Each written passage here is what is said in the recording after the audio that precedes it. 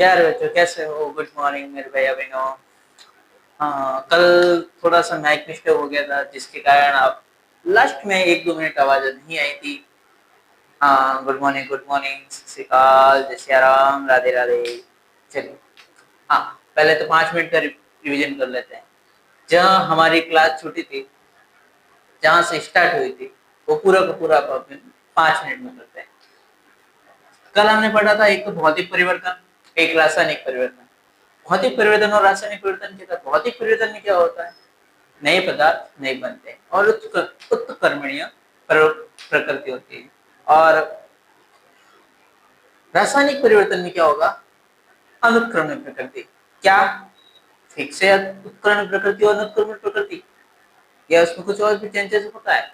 हाँ, होता है। जैसे भौतिक परिवर्तन में हमें पता था कि क्या लिया था, एक पेपर लिया था, कागज। उस कागज को पहले इसकी मरोड़ा, तो उसकी भौतिक गुण, जो जो उसके आयतन है, आयतन, आकार, उसकी ज्यामिति, उसमें कुछ चेंजेस हुआ। लेकिन जब मैं उसको फाड़ देता हूं, तब वो कैसी प्रवृत्ति अपनाएगा? अनुत्क्रमण प्रवृत्ति। क्या?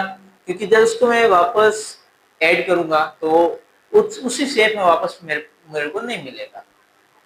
और देखता हूँ रासायनिक परिवर्तन में, तो कुछ एक बना था N2+ अमोनिया की रिएक्शन करवाई थी, जिसमें वो उत्क्रमणीय प्रकृति दर्शाई गई थी उसने। उसके बाद में हमने पढ़ा कि रासायनिक अभिक्रियाएं किसे कहते हैं? रासायनिक परिवर्तन ही हमारी रासायनिक अभिक्रिया कहलाई। उसी रासायनिक अभिक्रिया में कुछ एक अभिकारक हुए और उत्पाद हुए हैं। अभिकारक किसको बोला? जो अभिक्रिया के अंदर भाग लेते हैं, जो भाग लेते हैं उसको हम बोलते हैं अभिकारक। जो नया उत्पाद, नया पदार्थ बनता है, उसको हम बोलते हैं उत्पाद। यहाँ तक हमने पढ़ा था। और नेक्स्ट में जहां पर आवाज बंद हो गई थी, उसमें ये पढ़ रहे थे कि जो रिएक्शन हो रही, हमारी जो रासायनिक अभिक्रिया हो रही है, हमें कैसे पता चलेगा कि रासायनिक अभिक्रिया हुई है या नहीं हुई है? उसके लिए हमारे पास में पहला पॉइंट, परिवर्तन होने, रासायनिक अभिक्रियाएं हो रही है तो उसमें क्या क्या चेंजेस होंगे, क्या क्या परिवर्तन होंगे उसमें, वो देखना था। अब जैसे कोई भी दो तत्व या दो पदार्थ अगर हम रिएक्शन करवाते हैं, उसमें या तो एक तो रंग में परिवर्तन होगा, या उसके तापमान में परिवर्तन होगा, या उसमें से कुछ गैस निकलेगी, गैस उत्सर्जित होगी, या फिर उसमें कुछ अवक्षेप अवक्षेप के रूप में जो पेंदे के नीचे एनोड पंख के रूप में, एनोड पंख की जगह बैठ जाता है। यहां तक हमने पढ़ लिया था। अब आज पढ़ेंगे अपन रासायनिक समीकरण में एक हमने लिखी थी मैग्नीशियम रिबन के बारे में कुछ पढ़ा था। मैग्नीशियम रिबन में जब रिएक्शन कर रही है, मैग्नीशियम रिबन की हम क्या करते हैं? इस मैग्नीशियम रिबन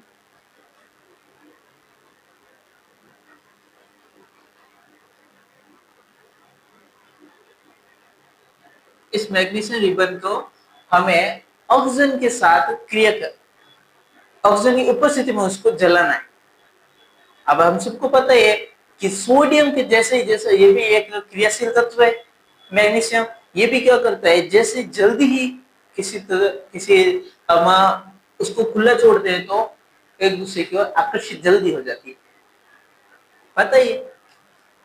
अब देखिए ये क्या होता है, जैसे कि ये Mg मैग्नीशियम, इसकी मैं रिएक्शन कराता हूँ किसकी? ऑक्सीजन के साथ। ठीक है, इस ऑक्सीजन के साथ रिएक्शन करवाने पर हमारे पास क्या मिलता है?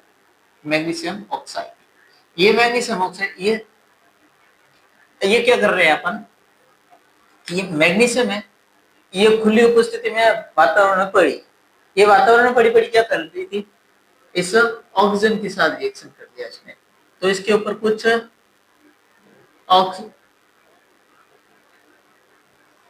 ऑक्साइड प्रवृत्ति आ गई इसमें। ये टोटली अपने पास मैग्नीशियम ऑक्साइड बन गई। अब इस मैग्नीशियम ऑक्साइड को हमें क्या करना है कि इस मैग्नीशियम ऑक्साइड को बाहर ऑक्सीजन की उपस्थिति में ही इसको जलाना है, जलाना है। तो अब आपको ये भी पता होना चाहिए कि इस मैग्नीशियम का कलर कैसा होता है? एकदम चांदी के समान सफेद होता है। कैसा होता है? एकदम श्वेत, चांदी के समान। मेरे जैसा नहीं, मैं तो थोड़ा सा देखिए, चांदी के समान सफेद होता है। अब मैं इसको क्या करता हूँ, एक बर्नर लेता हूँ, अपना बर्नर ये रहा, इस बर्नर से कुछ लौ निकालता हूँ, ये ज्ञान चालू कर रहा हूँ। उससे पहले हमें कुछ एक काम करना है, वो काम क्या है, उसको वो है अपना इम्पोर्टेंट, जो हमारे परीक्षा की दृष्टि से महत्वपूर्ण है। क्या है कि जब हम मैग्नीशियम लिवर को ऑक्सीजन की उपस्थिति में शुद्ध मैग्नीशियम को जो इनके साथ क्रिया कराए, अभिक्रिया करवानी है, तो उससे पहले हम इसको क्या है, अच्छी तरह से साफ करनी पड़ेगी। इसको साफ करने के लिए मैं क्या करूंगा, बाजार में जाऊंगा, और बाजार में जाके किसकी दुकान, आप में से किसी की दुकान हो, तो वहां पे मैं क्या करूंगा, एक रेगमाल लेके आऊंगा। किसकी, रेगमाल या रेजमाल, जो भी अपनी भाषा में बोलते हैं, या फिर रेगमाल, रेगमाल या रेजमाल लेके आऊंगा, और उसकी सहायता से मैं इसको घसूंगा मस्त अच्छी तरह से। जैसे ही घसा तो ये इसकी ऑक्साइड परत है, जो उसके ऊपर ऑक्साइड की लेयर बन गई है, उस लेयर को हटाना है। इस रेगमाल की सहायता से क्या करूंगा कि रेगमाल की सहायता से इसकी ऑक्साइड प्रवृत्ति को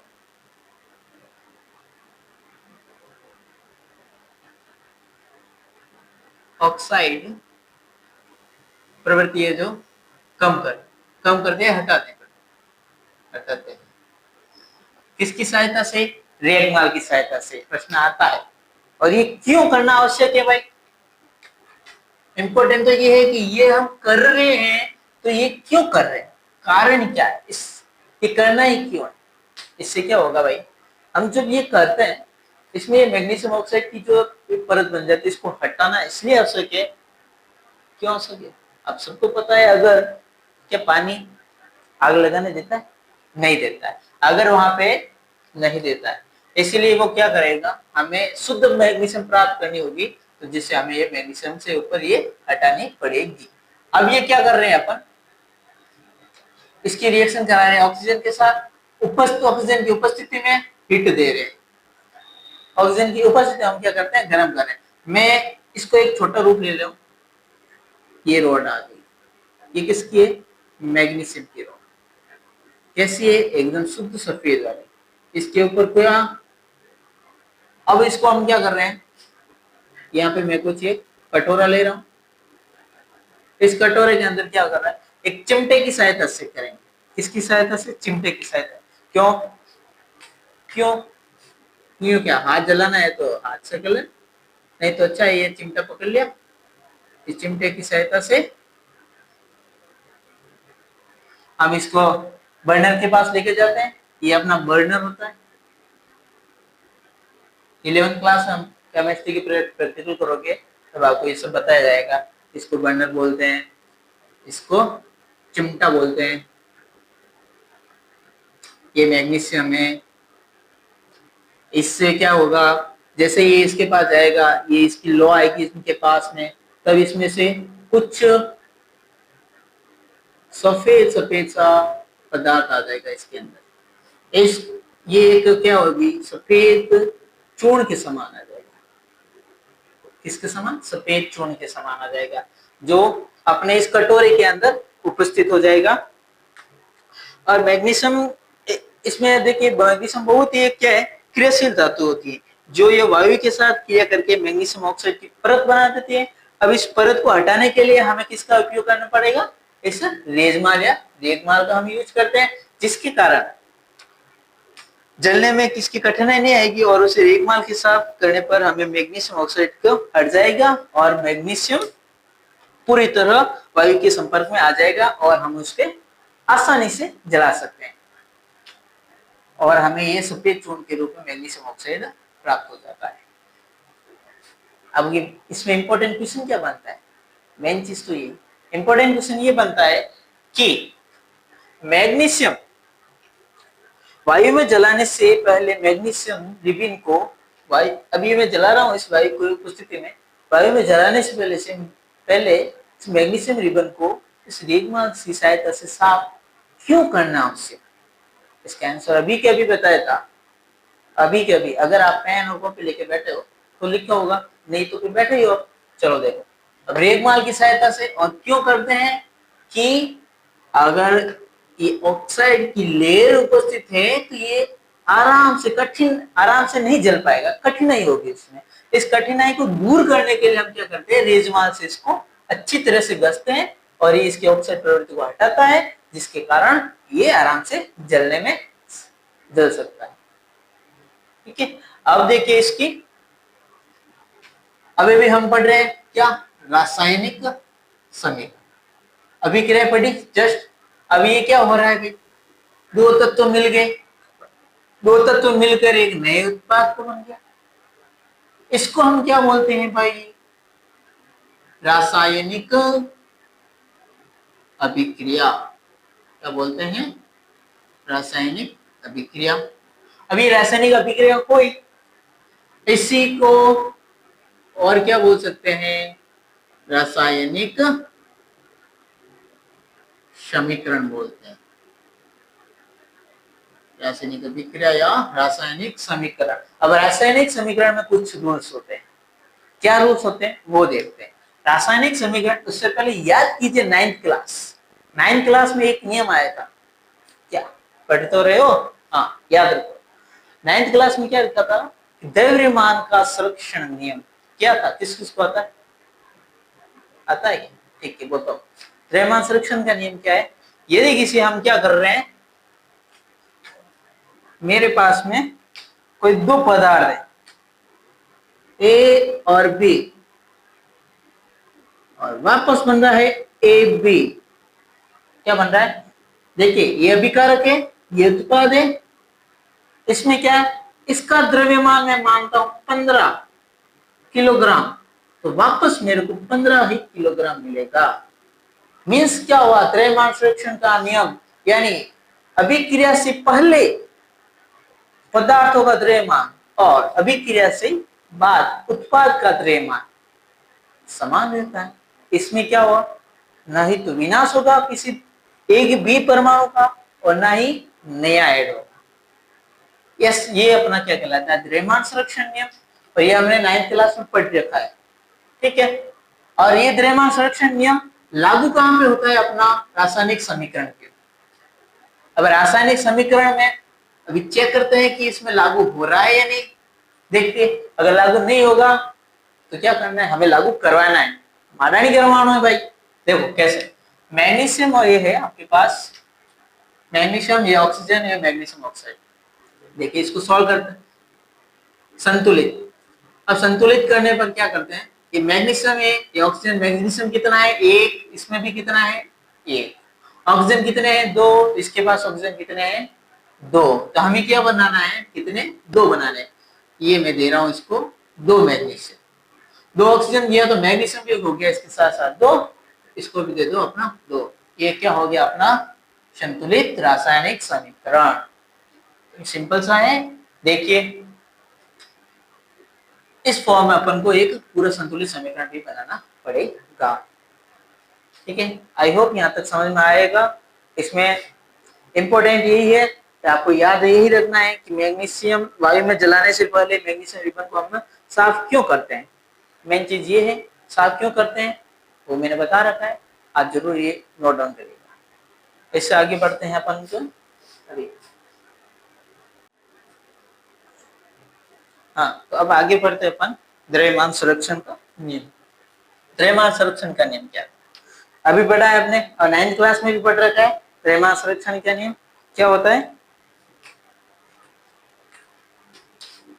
किसी भी रासायनिक समीकरण में, किसी भी रासायनिक समीकरण या रासायनिक अभिक्रिया, क्या रासायनिक अभिक्रिया में, कहां पे गया रजिस्टर, ये रहा, किसी भी रासायनिक अभिक्रिया में,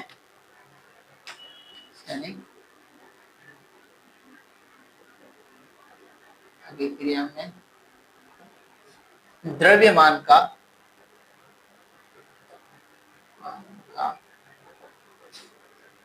न तो सर्जन किया जा सकता है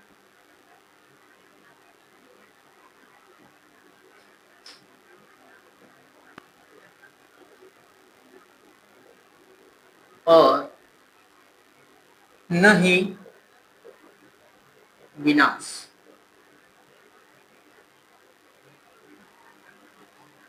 न ही विनाश किया जा सकता।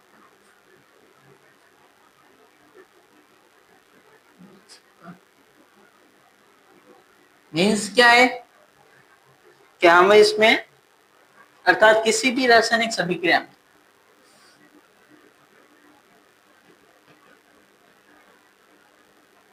किसी भी रासायनिक अभिक्रिया में क्या होगा, दो अभिकारक ले रहे हैं अपने, ये अभिकारक है ए और बी, रिएक्शन करके क्या बना रहे हैं, उत्पाद। इसका उत्पाद, जो भी उत्पाद बन रहा है इसका और इन दोनों का द्रव्यमान है जो द्रव्यमान हमेशा बराबर रहता है। अगर इसमें ये बराबर नहीं हो तो हमें क्या करना है, अगर ये बराबर नहीं हो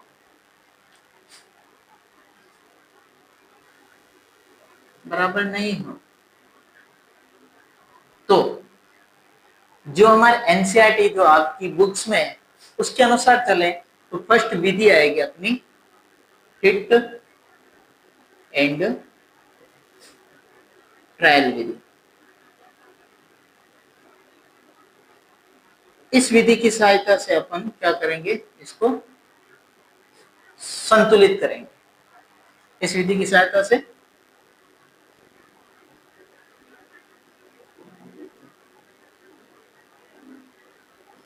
संतुलित करेंगे। इसमें भी कुछ स्टेप आएंगे, लगभग 5 समथिंग स्टेप आएंगे, इसको अभी देख लेते हैं। यहां तक आपको किसी को डाउट नहीं होना चाहिए। अगर डाउट हो तभी पूछ लो, नहीं यार होगा भी नहीं, भूल कर बताओ, ये जो याद रहा ना वो भूल के बता दो कि मेरे साथ एक बार रिवाइज करो। किसी भी रासायनिक अभिक्रिया में द्रव्यमान का न तो सर्जन किया जा सकता है, सर्जन यानी ऐड करना, और न ही इसका विनाश किया जा सकता है। कि कौन किसका नियम है, द्रव्यमान संरक्षण का नियम। संरक्षण मीन्स फिक्सेबल रखना है, यानी किसी भी रासायनिक अभिक्रिया में क्या होगा कि जितना द्रव्यमान अभिकारक का है उतना ही उत्पाद का भी द्रव्यमान अपन के पास मिलेगा। अगर ऐसा नहीं हो तो हमें अगर बराबर नहीं हो तो हमें क्या करना है, हिट एंड ट्रायल विधि के द्वारा हम रासायनिक समीकरणों को संतुलित कर सकते हैं। अगर एग्जाम में हिट एंड ट्रायल विधि नहीं पूछे तो एक सिंपल से ट्रिक है, वो मैं जरूर आपको बताऊंगा। चलो देखते हैं आगे। यहां तक किसी को डाउट नहीं होना चाहिए, और आई होप जो अपनी लास्ट क्लास थी, पीछे वाली क्लास, वो आपने अच्छी तरीके से पढ़ी होगी और देखी होगी। जो भौतिक परिवर्तन का क्वेश्चन है वो 2015 में आ चुका है, 2018 में भी आ चुका है। इसलिए प्रत्येक क्लास में मैं एक भी ऐसा क्वेश्चन नहीं छोड़ूंगा कि वो बोर्ड क्लास में आया हुआ हो और अपने इस व्हाइट बोर्ड के ऊपर नहीं आया हो, ऐसा एक भी नहीं जाने वाला है। आपको रोज की क्लास अटेंड करनी है और रोज पढ़ना भी है। अब देखते हैं अपन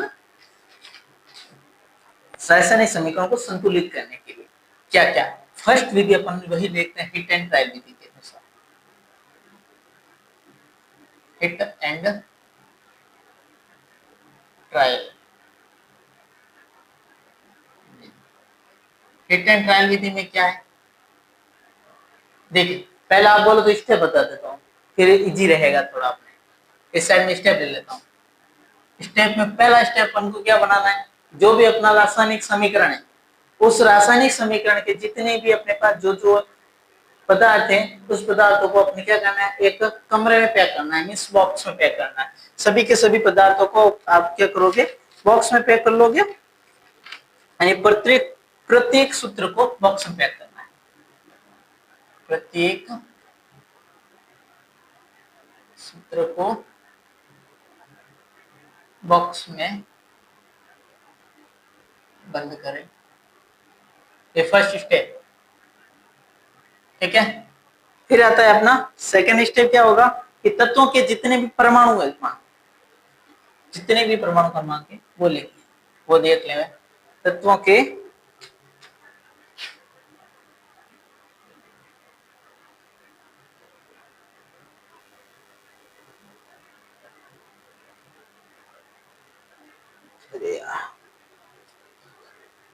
तत्वों के परमाणु संख्या देखें और एक अच्छी सी सारणी बना देनी चाहिए जो इजी रहेगी।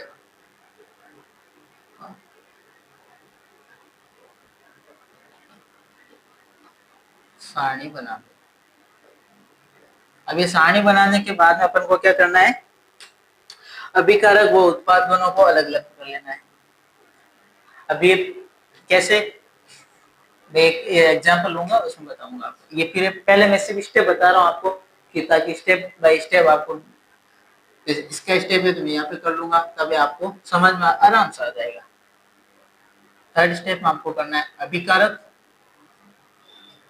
व उत्पाद के तत्वों को संतुलित करना। यहां तक क्या हो रहा है, संतुलित हो रहा है।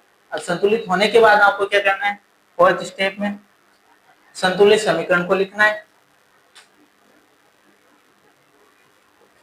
संतुलित समीकरण लिखना है। अब ये समीकरण लिखने के बाद में क्या करना है आपको कि इसकी जो भौतिक अवस्थाएं होती है वो आपको बना लिखनी है। भौतिक अवस्थाएं 9th क्लास में भी पढ़ी थी, ठोस द्रव गैस और एक और थी।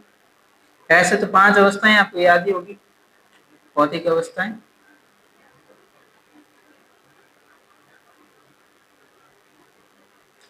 फिर लास्ट में कभी कभी ऐसा होता है, किसी किसी अभिक्रियाओं के केस में होता है, उसमें जैसे कि अवक्षय हो तो या फिर गैस उत्सर्जन हो तो तीर का निशान बना, तीर का निशान बना।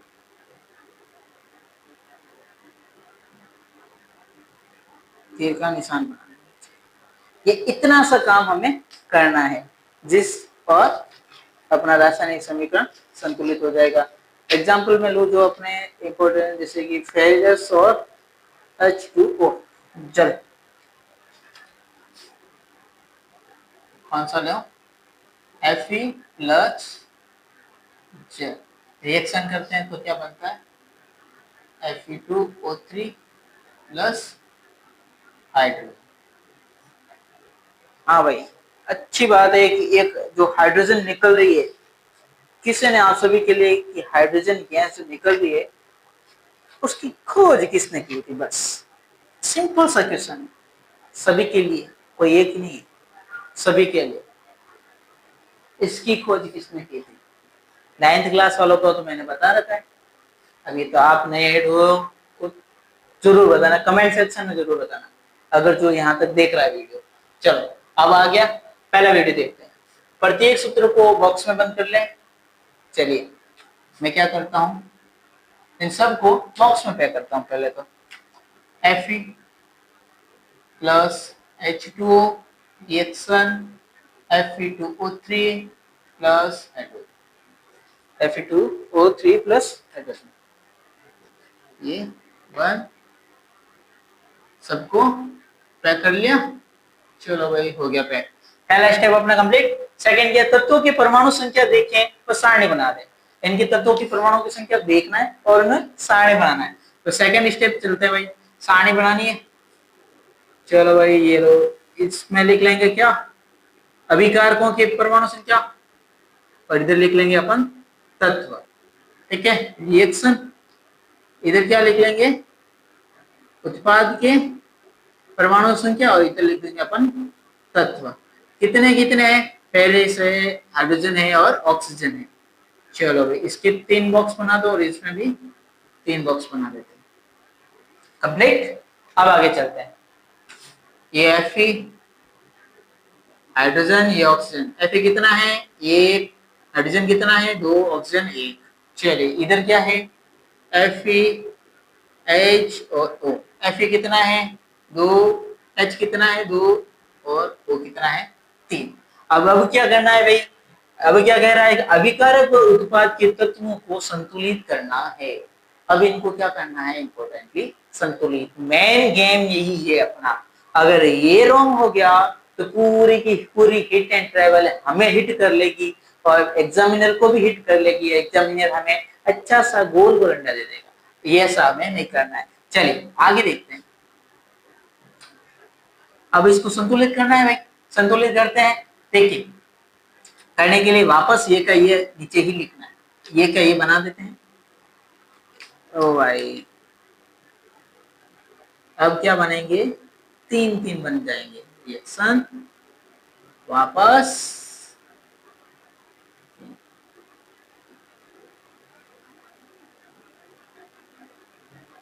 तीन क्यों बनाया, कोई बता सकता है भाई?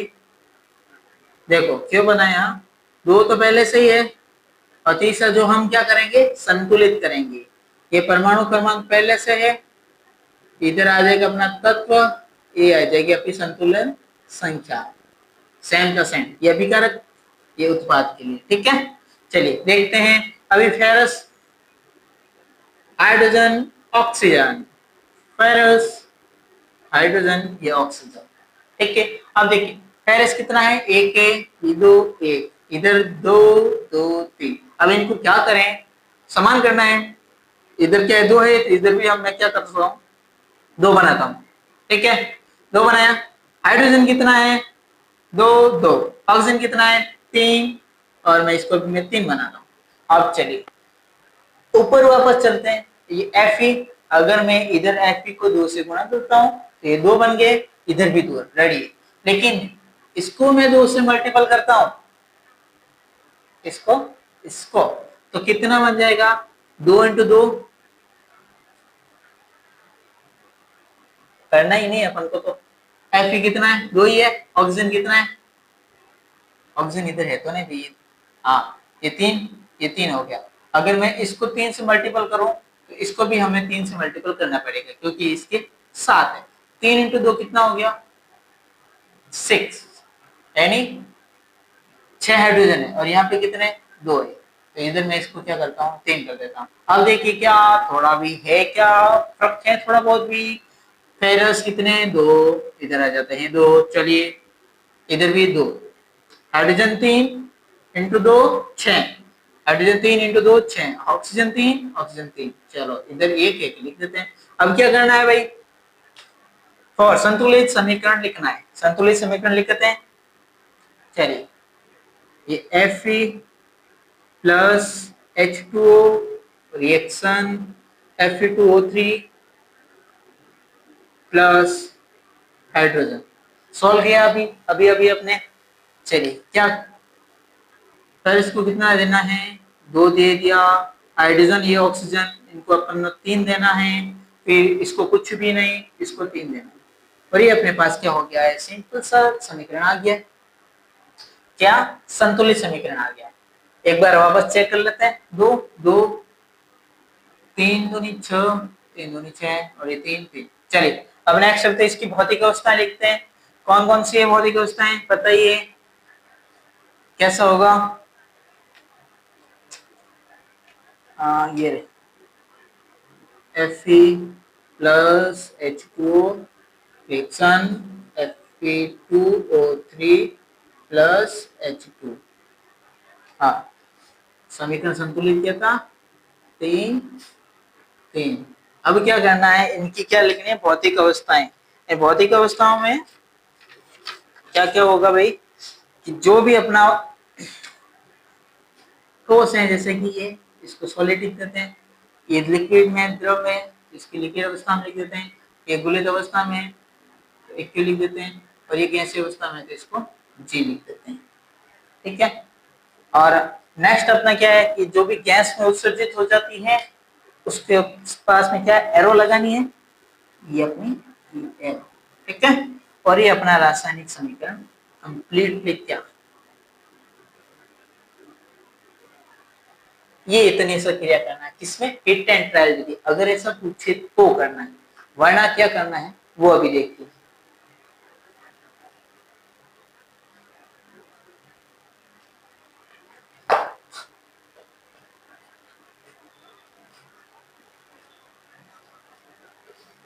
इसमें मैंने कुछ मेरी स्पेशल देखना लगाया है कि जो अभी तक तो सही हुआ है फाइनली, माई स्पेशल देख लीजिए।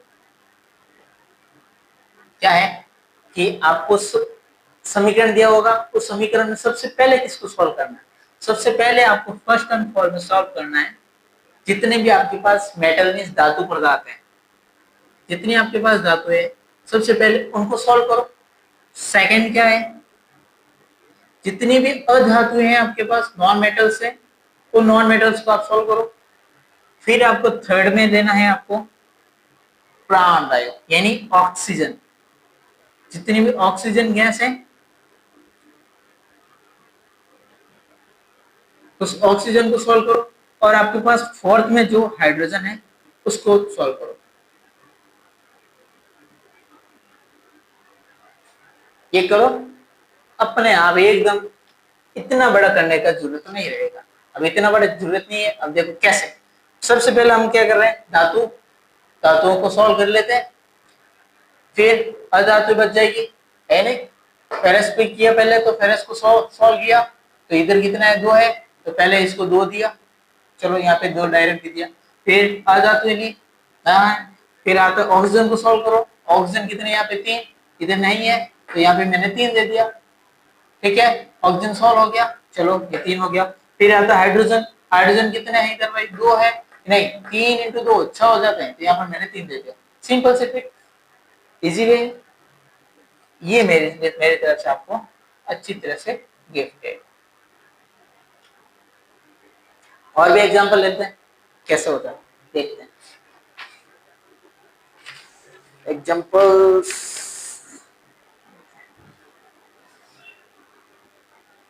तो मैंने अभी आपके सामने लिख दिए कुछ समीकरण, उसमें देखना है आपको, जो मैंने आपको ट्रिक बताई है उसी के अनुसार करना है आपको सॉल्व। सबसे पहले क्या, पहला स्टेप क्या होगा, मेटल मींस धातुएं, सेकेंड अधातु, थर्ड में आपको लेना है ऑक्सीजन, फोर्थ में लेना है हाइड्रोजन। इनको पहले सॉल्व करना, ठीक है। धातु या अधातु, इसमें कार्बन है तो कार्बन देखते हैं, इधर कितना है कार्बन 1, इधर भी 1, सिंपल। फिर आता ऑक्सीजन, ऑक्सीजन कितना 2 है, इधर कितना है 2, और इधर ये 3 हो गए, ज्यादा है, इसको भी बनाना है, कितना है 3 बनाना है, 2 और 2 4 और 1 5।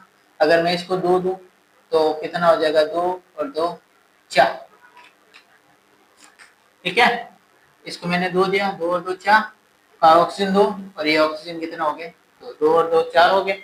अब इसके बाद में हाइड्रोजन लेते हैं, इधर हाइड्रोजन 4 है और इधर हाइड्रोजन कितना हो गए 4, एकदम इजी। बोलो जय बप्पा की। आगे देखते हैं। फिर पोर्ट, सबसे पहले के पोटेशियम सिंबल है, एक ही है, अच्छी बात। कैल्शियम एक ही है। ऑक्सीजन 3, ऑक्सीजन कितने 2। अब करते हैं ये 2 और ये 3, इसको 3 से मल्टीपल कर देता हूँ, इसको 2 से मल्टीपल कर देता हूँ, इसको 3 से क्या और इसको 2 से क्या। अब क्या ये सॉल्व है, नहीं है ना। याद रखो, जब भी आप कुछ पुरानी गलती कर लेते हो तो उसको वापस सुधारनी चाहिए। सुधारने से क्या होगा, कुछ अच्छी सीख मिलेगी और आगे का जीवन अच्छा हो जाएगा। इसी में ये देख लो, इधर भी 2 हो गए, ये भी 2 हो गए, इधर कितना पड़ा है 1। तो इसको अब वापस पीछे चल के देखते हैं कि बराबर करते हैं 2, ये भी 2, तो इधर इसको भी 2 है 2, ये अपना क्लियर 2 2 2 2 3 into 2 6 3 into 2 6 सिंपल है। आपके लिए मैं होमवर्क लेके आया हूँ, सरप्राइज होमवर्क देख। 1 2 3 तीन रासायनिक समीकरण है, इन तीनों रासायनिक समीकरण को आप क्या करोगे, संतुलित करोगे और मुझे तो कैसे बताओगे, लेकिन आपको करना है और ईमानदारी से करना है।